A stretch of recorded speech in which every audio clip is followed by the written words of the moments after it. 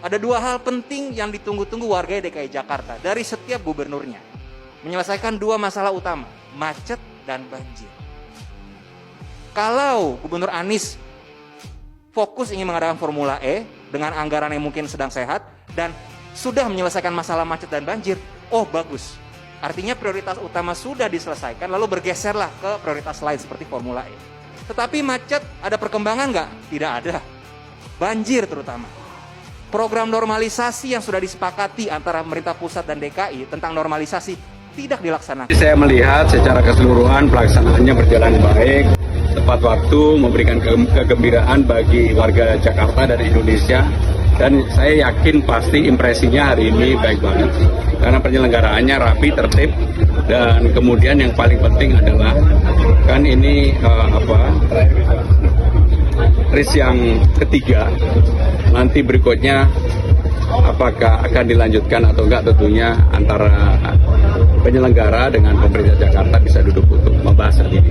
Tetapi yang paling penting adalah saya melihat pelaksananya sungguh-sungguh berjalan dengan baik, membuat orang enjoy, happy, dan green energy, dan tidak memberikan polusi. Luar biasa. Sifat penuduhan yang harus membawa bukti adalah yang menuduh, bukan yang dituduh. Di mana-mana itu kalau Anda menuduh, Anda bawa bukti. Habis energi semua orang kalau semua orang yang dituduh harus bawa bukti. Habis energi kita. Jadi yang harus bawa bukti adalah yang menuduh. Kalau Anda tidak bisa membuktikan tuduhannya, tidak bisa membawa bukti, ya batalin tuduhan itu. Saya jalan saja. Bismillah, tawakal Allah. Bila Anda mengatakan saya ambil uang, habis saya tunjukkan. Bila tidak ada buktinya, maka tuduhan Anda batal. Jangan dibalik. Setiap orang yang dituduh harus memberikan pembuktian. Tapi saya tidak pernah terima. Dan memang ini adalah sebuah proyek untuk Indonesia yang kita berurusan dengan lembaga internasional yang memiliki reputasi, dan jangan membayangkan mereka beroperasi di negeri yang accountingnya masih bermasalah. Mereka itu beroperasi di negara yang aturan pembukuan, apalagi kalau sudah masuk ke dalam stock market, mereka itu punya peraturan yang sangat ketat. Saya meyakini bahwa semua yang berada di KPK itu akan bekerja sesuai dengan aturan yang ada.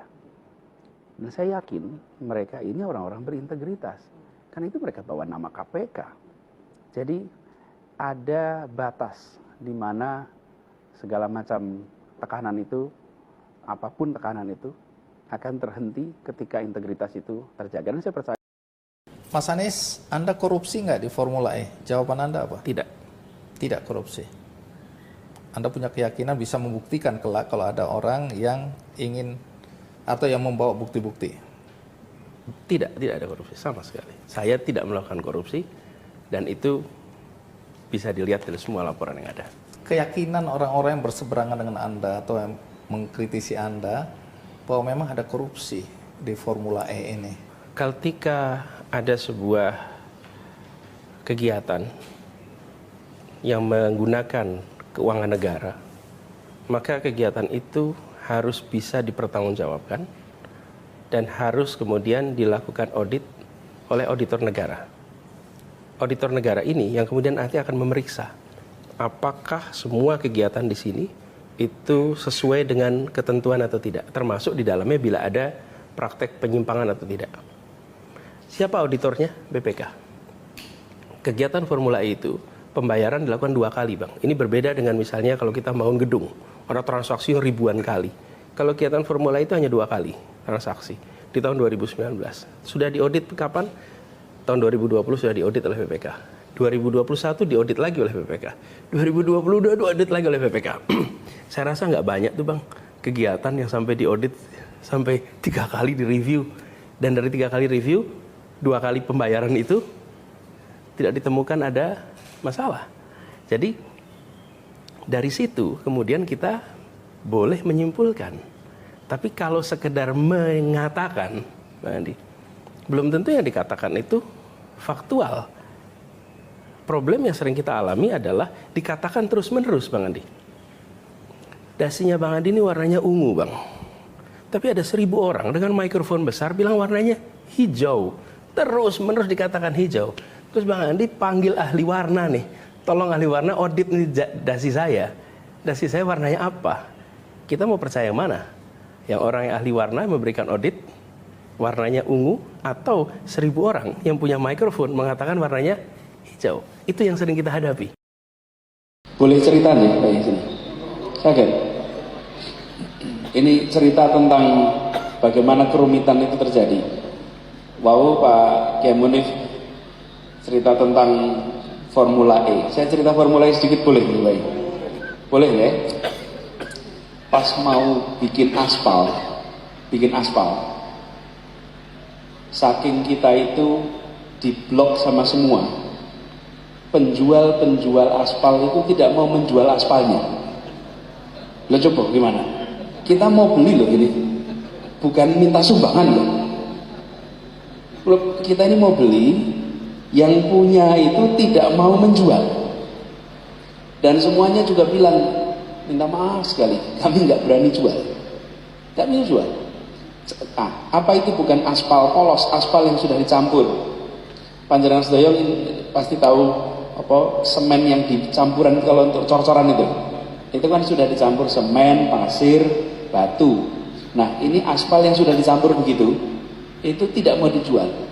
Jadi insinyur-insinyur yang mengerjakan itu harus membuat sendiri, beli aspal curahnya yang lengket itu, cari pasirnya, cari lemnya, cari batu kerikilnya, semua cari sendiri-sendiri, terus diaduk sendiri untuk jadi aspal untuk dipasang.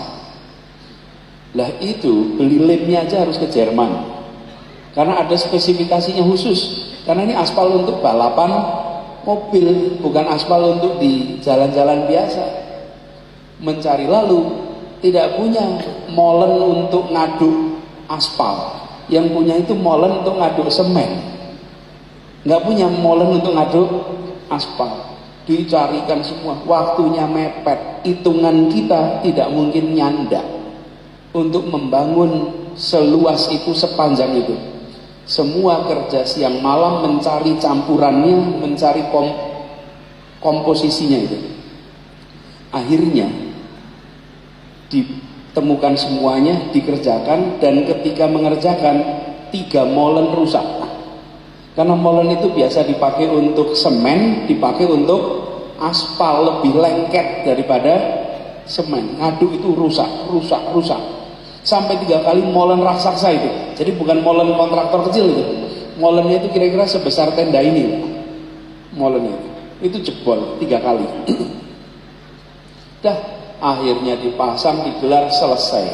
Ketika sudah selesai, datanglah tim dari Inggris menilai aspalnya. Kita semua deg-degan karena aspal ini campurannya bikin sendiri.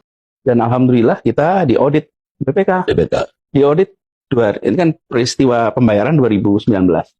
Tahun 2020 diaudit, 2021 diaudit, 2022 diaudit. Coba bayangkan, hal yang sama diaudit 3 kali berturut-turut, Pak. Oke. Jadi alhamdulillah itu semua hasilnya menunjukkan tidak ada masalah.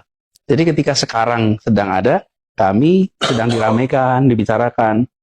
Kami mempercayai bahwa KPK akan menjalankan tugas dengan profesional, dan apa yang kita kerjakan kemarin, alhamdulillah Bang, formula itu. Prediksinya Bang, perputaran perekonomian itu di dalam feasibility studies yang dibuat itu menghasilkan perputaran ekonomi 1,2 triliun perputarannya. Ketika sudah dilaksanakan, ternyata angkanya 2,6 triliun. Jadi 2 kali lipat lebih dari prediksi semula. Kemudian kita tahu secara pelaksanaan juga alhamdulillah pelaksanaan itu berjalan dengan baik, sukses. Hari ini saya bisa bilang itu sukses, memang betul. Takaran-takaran objektifnya menyatakan itu sukses. Dan bisa dibilang dari semua event Formula E, ini yang paling besar penontonnya, paling besar jangkauannya. Jadi kami bersyukur nama Jakarta, nama Indonesia lewat event Formula ini menjadi bagian dari orbit dunia. Itu promosi tersendiri untuk kita. Dan yang tidak kalah penting ini Bang, kenapa sih kita selenggarakannya E? Karena masa depan itu adalah masa depan lingkungan hidup. Karena itulah kenapa kita pilih balapan yang bebas emisi. Supaya membangun kesadaran tentang lingkungan hidup. Kami ini bis-bisnya lagi diproses konversi Bang. Menjadi bis listrik. Dan kendaraan instruksi presiden udah jelas. instruksi Presiden mengarahkan kita untuk mengadopsi pendekatan-pendekatan ramah lingkungan. Jadi Formula E ini adalah sebuah program lewat APBD yang disepakati bersama dengan DPRD, lalu dijalankan dengan mengikuti semua ketentuan yang ada. Ya, nanti kita yakin bahwa semuanya itu akan bisa terlihat ketika profesionalitas, objektivitas itu dan ketentuan di nomor satu. Halo teman-teman, berjumpa bersama saya di Politik dan ya. Kalau kita melihat ke belakang bagaimana banyak pihak yang mengkritik Formula E ya pada saat itu, termasuk PSI teman-teman. Mereka dengan keras ya menjatuhkan Anies dengan Formula E. Namun apa yang terjadi ya, Formula E sampai detik ini pun tetap berjalan bahkan mendunia teman-teman. Gubernur Pramono Anung melanjutkan program Formula E Anies ini luar biasa. Dan Pak Anies Baswedan semakin berjaya ya. Dan PSI pasti semakin kejang-kejang. Bagaimana menurut kalian?